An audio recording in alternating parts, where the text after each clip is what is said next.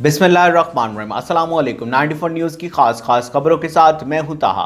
Bulletin में कुछ अहम खबरें शामिल करते हैं। एक अहम खबर से आप लोगों को आगाह करते हैं और हम ये उम्मीद करते हैं कि इंतज़ामिया खुरम शहजाद की तफसीलात के मुताबिक मोबाइल यूनियन फालिया की तकरीब हलफ बरदारी। Assistant commissioner Phalia Sajid Munir Kalyar, DSP circle Phalia सदिसाक, सदर Phalia press club Zafar Abbas Anjum, chairman municipal committee Amanullah Babar, सदर मरकजी अंजमन ताजरान फालिया आसिम रियाज भट्टी, सेक्रेटरी मरकजी अंजमन ताजरान मुश्ताक अहमद भट्ट, सरप्रस्त मरकजी अंजमन ताजरान फालिया हाजी अब्दुल हकीम, चेयरमैन मसालती कमेटी मरकजी अंजमन ताजरान फालिया इरफान यासीन की बतौर चीफ गेस्ट खसूसी शिरकत। खुरम शहजाद की तफसीलात के मुताबिक मोबाइल एसोसिएशन फालिया की तकरीब अलबरदारी मुकामी मैरिज हॉल में मुनक्किद हुई।